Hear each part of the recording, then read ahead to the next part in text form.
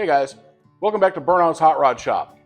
The weather's starting to get nice out here in the Poconos, which means it's time to do some spring oil changes.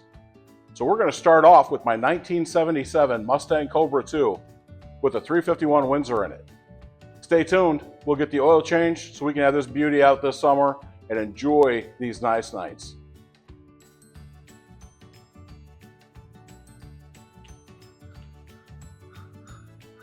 First up, let's get the old Cobra fired up, let it warm up, get the temperature before we drain out all of that old oil.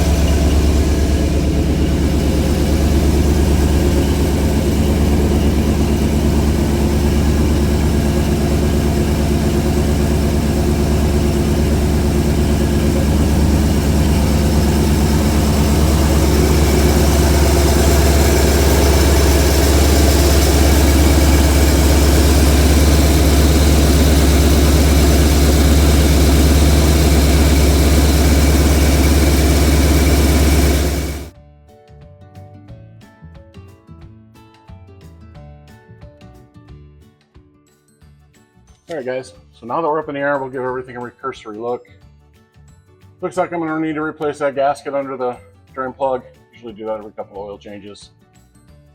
Now we're starting to drip. Usual little bit of leaks around the rack, but nothing major.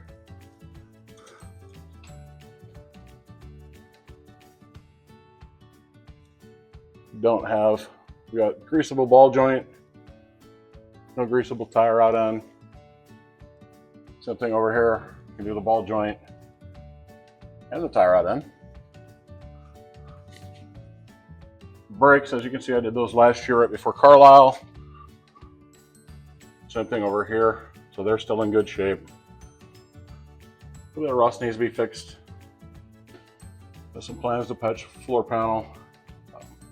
Always had a little leak around that transmission pan, but it's always just kind of hangs there, and I get like 3 drips a year. So nothing I've ever been that worried about. I do have front end parts to rebuild. You can see there's cracking and stuff in those bushings. Actually got tubular upper and lower control arms to go with it. Kind of out back, muffler's still looking in good shape, exhaust looks in good shape. I did all new U-joints middle of last summer, so I'm sure those are all good. So we will just do the oil change and maybe see if I can get my grease gun on those grease zerks, get the ball joints lubed. Stay tuned. I will probably put you guys in a little bit more high speed. Those drains out quick for you.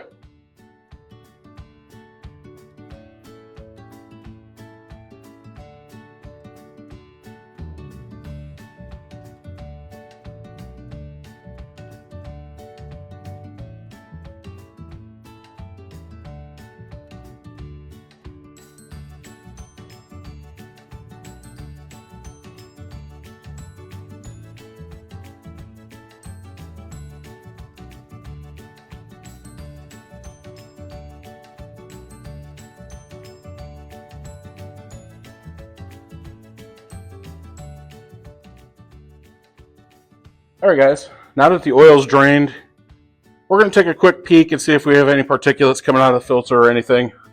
I'm just going to give it a quick pour onto my hand. Last year, I've driven this thing for hours on the highway when I went to Carlisle. So that's the first trip this engine has had on the highway since probably 2002. It's been a lot of around town, going to cruise nights, car shows, that kind of thing. In 2002, I had this engine in my 76, my blue and white car, and I drove it from Crossville, Tennessee to Mishawaka, Indiana, so that was about a 9-hour trip. Then this past spring, I went to Carlisle, which was about a 2-hour trip from my home in the Poconos down to Carlisle All Ford Nationals. So like I said, it's the first real highway trip, and the way there, I kind of babied it. So I stayed doing between 70 and 80 miles an hour. The way home, I got into it, and I took the roundabout way through Mexico, and probably hit triple digits for a large chunk of that trip. Allegedly, not anything confirmed, but if you believe what your telephone tells you, it might have been in triple digits more than once for an extended period. So like I say, I'm just going to pour some of this out into my hand. It's warm, but it's not going to kill you. So we'll just empty the residual, because that's where anything's really going to get caught. Bring my light down. And yeah, nothing, no real glitter balls or anything. You might see a little bit of shining just from the light and it hitting the sheen of the oil. Yeah, no glitter. All looks really, really good for the fact that I built this engine in 1998. I have not been easy on this engine at all in its life. Even going to cruise nights, it likes doing burnouts and those kinds of things. I mean, this is Burnout's hot rod shop, right?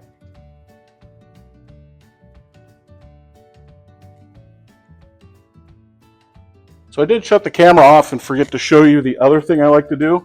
So I get a little bit of this oil and I just put it on the new gasket. Always do that. That's going to give you the seal you want.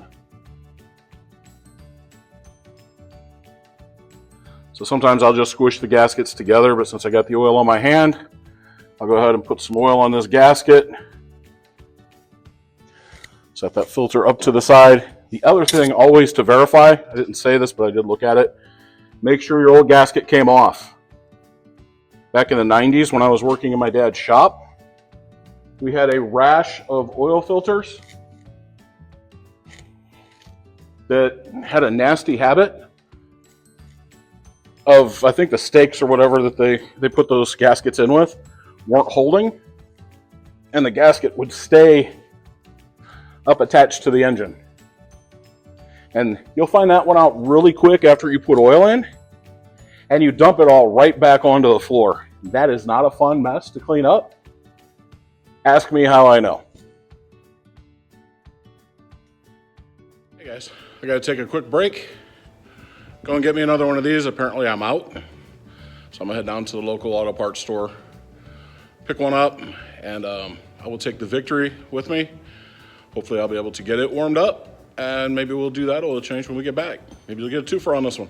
Stay tuned.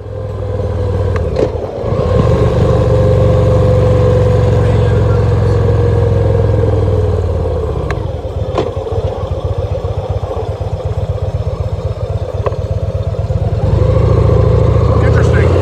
Complete stop for someone to make a left turn.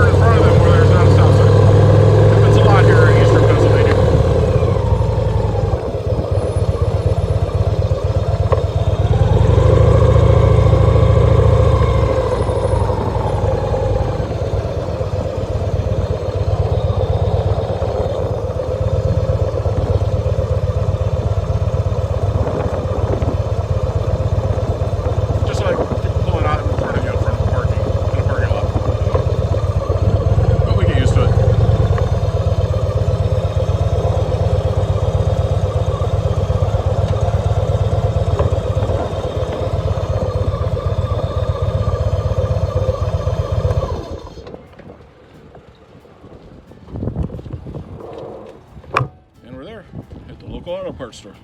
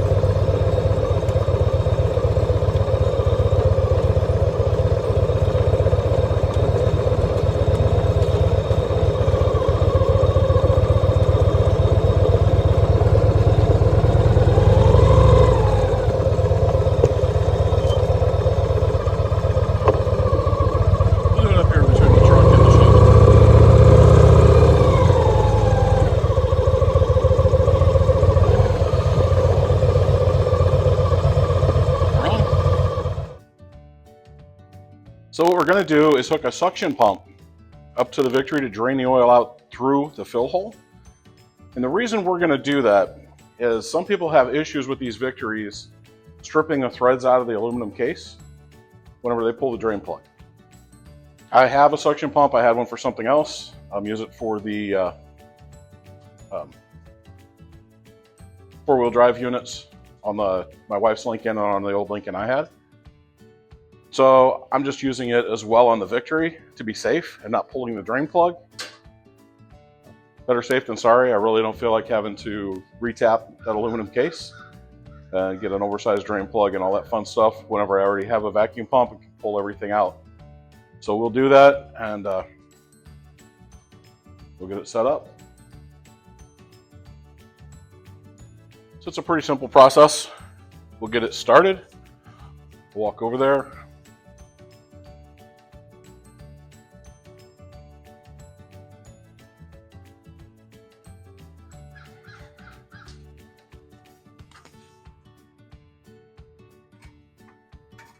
Essentially, we just pop out the fill hole, which on a Victory is through the dipstick.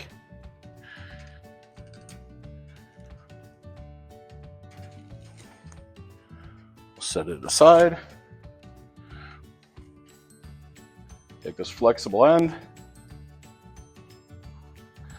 stick it down in the hole, push it to the other side of the case. Since the bike leans that way, all the oil will go that direction. Pump it up.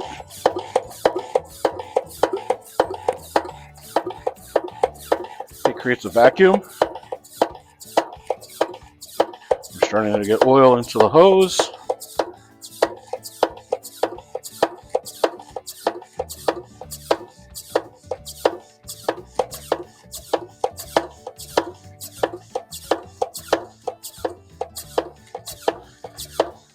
Let it create good vacuum. All right, so we went through our washers that we have. I like the copper ones. So I always tend to go to the copper one first. You can see it fits on there real nice. We'll come over here and get the drain plug in real quick. We also put the filter in, but unfortunately, I bumped the camera out of the way. So while I did it, you guys got a shot of just the woods, essentially. Kind of went, half out the garage door, half in the woods. This is a little bit of oil that pooled up while we ran to the auto parts store. So it's not much of a concern.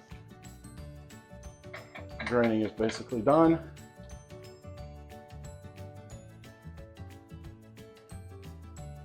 I put the plug back in it.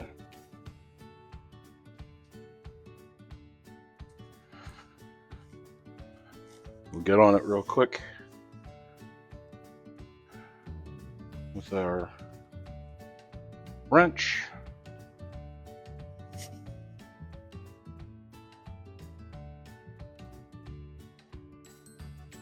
Yeah, that we put over our here. Because like most of us, the amount of time I spend in the garage is a direct result of the amount of places I put tools and how long it takes me to find those places the second time. I think 3/4 of my time spent working on cars is actually spent finding tools. We put it on, I know we got this big honking ratchet on here, but we don't want to over tighten this. So I get it up here, and I go, yeah, torqued good. Don't need to go stripping threads out or anything like that. Wipe off any excess oil. And we should be golden underneath the car. So now we're ready to fill it.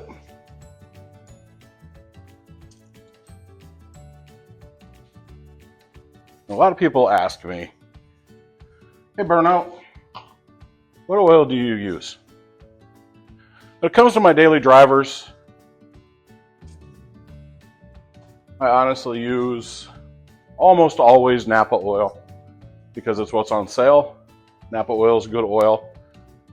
But when it comes to my Cobra, if you know my Cobra, this is a 1970 351 Windsor with a 408 Windsor stroker kit, and it's pushing 505 horsepower at the flywheel. So for that, I want something with a little extra zinc content. And there's a lot of racing oils that are expensive with zinc content. But what else has the higher zinc content like those racing oils that I use is Rotella T6 540 full synthetic. So for the Victory and for the Cobra, this is all I use. It's all I've used since I've rebuilt this engine in 1998. It's all I've used on the Victory since it was new.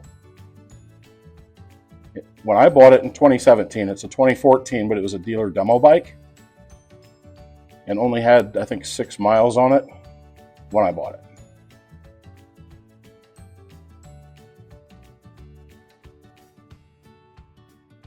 Now, since I do the 2 of them, I generally buy the 2.5 gallon container. They each take roughly 5 quarts.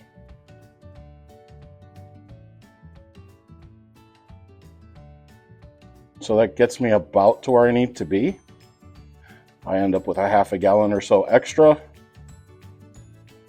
but it's still cheaper than buying the 3 1-gallon containers or 2 1-gallon containers along with 2 1-quart containers. The quarts of Rotella,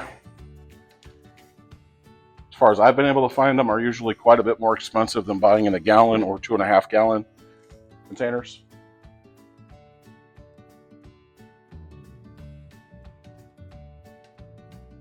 So now that I've put a gallon in,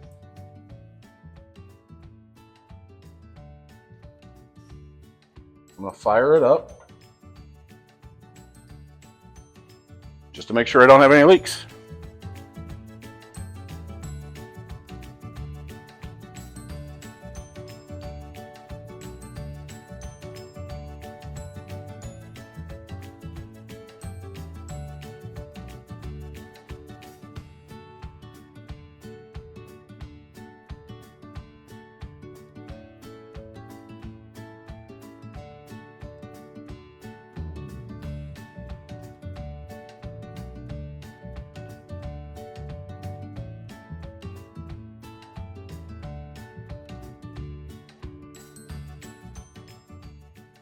All right, guys, so that wraps up the oil changes on the 77 Mustang Cobra II and on a 2014 Victory Cross Country Tour.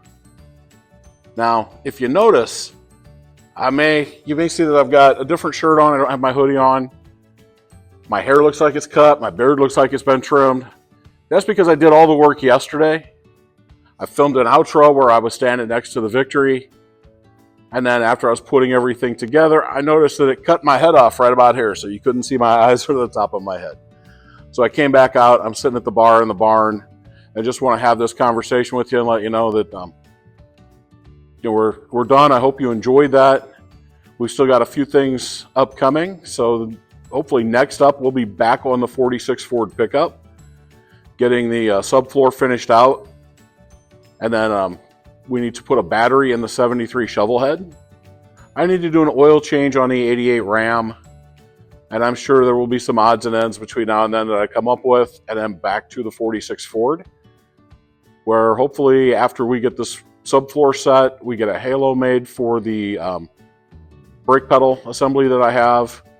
Then we can get into moving the rear axle forward a couple of inches, get it more centered on the bed, and then we can start creating the floor to go over the top of the subfloor and start doing some wiring and stuff and getting it ready to go and see if we can make this thing running and driving this summer.